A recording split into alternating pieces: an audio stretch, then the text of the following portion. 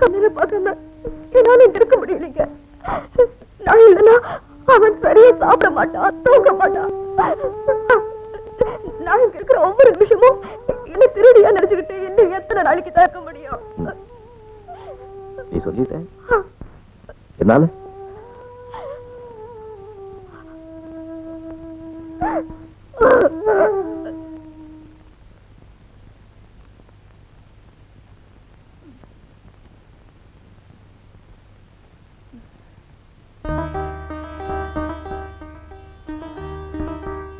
என்னங்க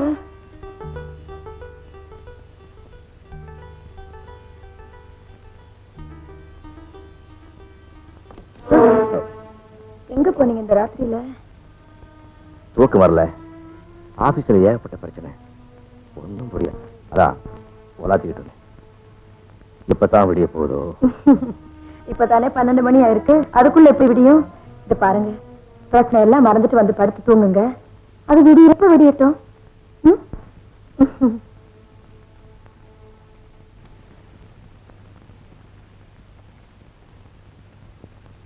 ஐயா, அடடே, என்ன முத்தப்பா, நல்லா இருக்கியா? நல்லா இருக்கேன். என்னங்க இப்படி திடீர்னு கூட வந்திருக்கீங்க? ஒரு கடவுளாசி போட்டுருந்தீங்கன்னா நான் பஸ் ஸ்டாண்டுக்கு வந்திருப்பேன்ல. அப்பா, மகன் ஞாபகம் வந்துருச்சு. அப்புறம் கழுது தந்தி என்ன தபால் டான்னு கிளம்பி விட்டேன். எல்லாம் நல்லா இருக்காங்கல்ல? வா. அம்மா விஜி,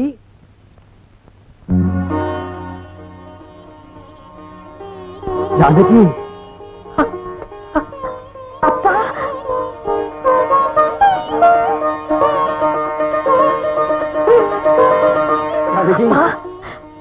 ஜானகி, உடம்பு குணமாயிடுச்சாமா? எப்பமா ஹாஸ்பிட்டல் இருந்து வந்த? ஜானகி, கொஞ்சம் இருங்கப்பா. ஏன் இப்படி பதறீங்க? எனக்கு பூரண குணம் ஆயிடுச்சு. அப்படியா? மாப்பிள்ள, ஜானகி ஹாஸ்பிட்டல் இருந்து வந்த விஷயத்தை நீங்க ஏன் மாப்பிள்ள என்கிட்ட சொல்லவே இல்லை? ஜானகி வந்துட்டாலும் ஜானகி பூர்ணமா ரெஸ்ட் எடுக்கணும்னு டாக்டர் சொன்னாரு. அதனாலதான் உங்களுக்கு தகவல் தெரிவிக்கல. நீங்க எப்படிப்பா இருக்கீங்க? நான் தானே உன் ஞாபகத்தாமா நான் இன்னும் உயிரோடையே இருக்கேன். ஜானகி, டாக்டருங்க சொன்னதை வச்சு நீ மறுபடியும் இந்த நிலைமையில வருவேன்னு நாங்க நினைக்கவே இல்லம்மா. இல்ல மாப்பிள்ள, அதனாலதான்மா நாங்க விஜய. மாமா, ராத்திரி பூரா கண்ணு முடிச்சு பஸ்ல வந்திருப்பீங்க, ஒரே அசதியா இருக்கும். முதல்ல குளிச்சு டிஃபன் சாப்பிடுங்க, அதுக்கப்புறமா பேசுவோம். நீங்க கொஞ்சம் சும்மா இருக்க மாப்பிள்ள. அம்மா ஜானகி, எல்லாம் உனக்காகவும் ராஜாவுக்காகவும் தான் விஜய விஜயா குடும்ப பொறுப்பெல்லாம் கவனிச்சுக்கலாம். திரும்ப திரும்ப அதே சொல்லிட்டு குளிக்கலாம் வாங்க. அது சரி மாப்பிள்ள, இப்ப ஆண்ட முடியல, ஜானகி பரிபூர்ணமா குணமாச்சு, குளிக்கலாம் வாங்க. அம்மா ஜானகி, சொல்லுங்கப்பா. சின்ன வயசுல இருந்துமா இவன் ஒழுங்கா குளிக்க மாட்டான், சாப்பிட மாட்டான், படிக்க மாட்டான்.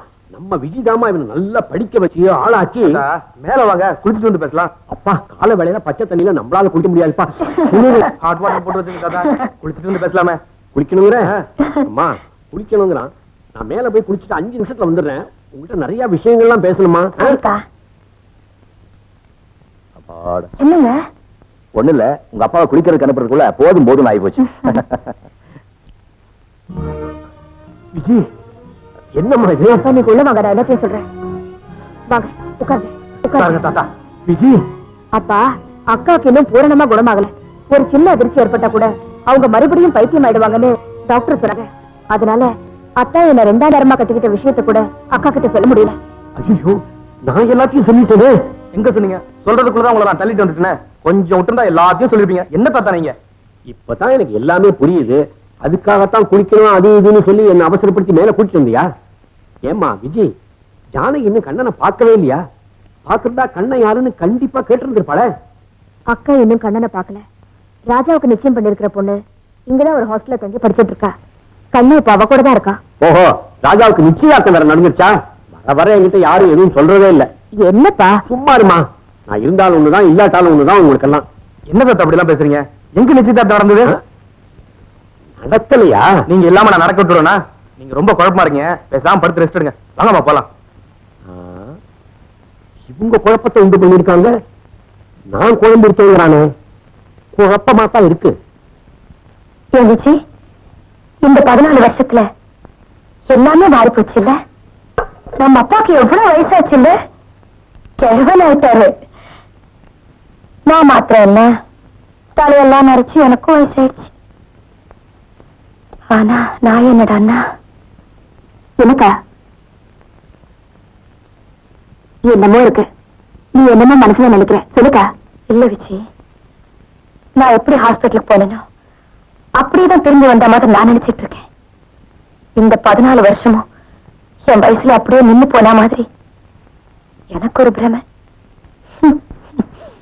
அக்கா, நான் ஒரு விஷயம் சொன்னா கோச்சிக்க மாட்டியே? சொல்லுமா. நான் அப்பாவோட சேர்ந்து கிராமத்துக்கு போறேன். என்ன விஷயம் இப்படி எல்லாம் பேசுற? இங்க இங்க உனக்கு என்னமா கஷ்டம்? 14 வருஷம் கழிச்சு நான் வந்திருக்கிறேனே, என் கூட இருக்க உனக்கு பிடிக்கலையா? ஐயோ, நான் அதுக்கு சொன்னலக்கா. நீ எதுக்கும் சொல்ல வேண்டாம், நான் சொல்றது கேட்டா போதும். இது பாரு, நீ இங்கேயே இரு, நான் அப்பா கிட்டயே சொல்ல போறேன். எங்க கூடவே இருந்தப்பா எல்லாரும் ஒன்னா சந்தோஷமா இருக்கலாம்னு. இந்த மாதிரி வேண்டாத எண்ணத்தெல்லாம் மனசுல வச்சுக்கிட்டு குழப்பிக்காது. சூடா இருக்கிற பாலு ஒரு கிளாஸ் குடிச்சிட்டு நிம்மதியா படுத்து தூங்கு. ஆசட்டு பொண்ணு.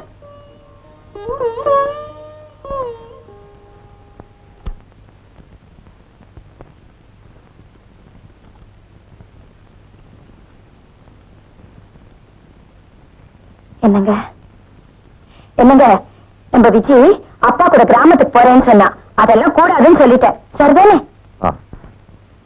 என்னங்க, நான் ஏதோ பேசிட்டு இருக்கேன், நீங்க என்ன எழுதிட்டே இருக்கீங்க. ஃபைல்ஸ் பாத்துக்கிட்டு இருக்கேன், போய் படுத்துக்க. இது பாருங்க, இந்த ஃபைல்ஸ் எல்லாம் நாளைக்கு ஆபீஸ்லயே வச்சுட்டு வாங்க, வீட்டுக்கு கூட்டிட்டு வராதீங்க. எனக்கு உங்ககிட்ட நிறைய பேசணும். எல்லாம் நாளைக்கு பேசுவோம், போய் தூங்குன்னு சொல்றேன்ல. எனக்கு இப்பதான் பேசணும். முதல்ல இதெல்லாம் நீங்க பிசினஸ்ல 1000 ப்ராப்ளம் இருக்கும், அதெல்லாம் உங்ககிட்ட டிஸ்கஸ் பண்ண முடியாது. என்ன கொஞ்சம் தனியா இருக்க விடு.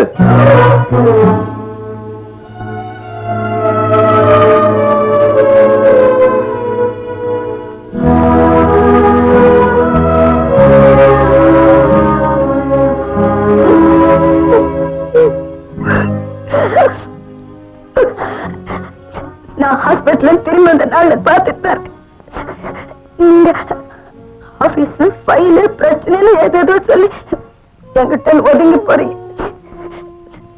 இத்தனை வருஷம் கழிச்சு திரும்பி வந்ததுல நீங்க சந்தோஷமே இல்லை.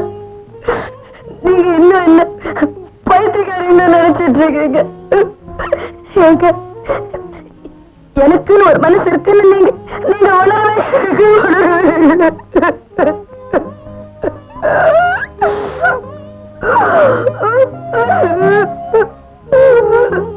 ஜானு, நீ என்ன தப்பா புரிஞ்சுக்கிட்ட. எதுக்கு இருந்தாலும் இப்ப உணர்ச்சி வசப்பட்ட அப்படி. டாக்டர் உன்னை நல்லா ஓய்வு எடுத்துட்டு சொல்லியிருக்காரு, அதுக்காகத்தான் அப்படி பேசுறேன். எனக்கு எல்லாம் தெரியும். இந்த மாதிரி ஏதாவது சொல்லி நீங்க என்ன ஏமாத்துறீங்க. நான் தூங்குறேன். என்ன 2 பேரும் சாப்பிட்டுட்டீங்கல்ல, அவங்க வேலைக்கு புறப்படுங்க. நானும் சாப்பிட்டு ஜானியும் கூட இன்னைக்கு நிம்மதியா மனம் விட்டு ரொம்ப நேரம் பேச போறேன். ஐயோ தாத்தா, அம்மா ஏதாவது கேட்க நீங்க ஏதாவது உளறி கொட்ட, நாம எல்லாரும் குண்டோட மாட்டிக்க போறோம். நான் கடத்தருக்கு போறேன், இப்ப நீங்க என் கூட வரீங்க. அப்படியே வர்ற வழியில ஹாஸ்டலுக்கு போய் உங்க பேரங்கட்டிக்கு போற பிரியா பொண்ணு இருக்கா, அவளையும் பாத்துட்டு வந்துருங்க. நம்ம கண்ணனும் அங்கதானே இருக்கான், அப்படியே ஹாஸ்டலுக்கு போய் நம்ம கண்ணனையும் பார்த்து வந்துடலாம். யாரு கண்ணன்? என்ன ஹாஸ்டலுக்கு போறீங்க? அதெல்லாம் ஒண்ணு இல்லம்மா, ஹாஸ்பிட்டலுக்கு போய் என் கண்ணை டாக்டர்கிட்ட காட்டிட்டு வந்துடலாம்னு சொல்லிட்டு இருந்தேன். வாடா போலாம். என்னங்க இது ஹாஸ்பிட்டல் கண்ணன் ஹாஸ்டல்னு என்னென்னமோ வளர்றாரு. வயசாயிடுச்சுன்னு நினைக்கிறேன். அவர் பேசுறது உங்களுக்கு அது ஏதாவது புரியுதா? உங்க அப்பா தானே, வேற எப்படி பேசுவாரு.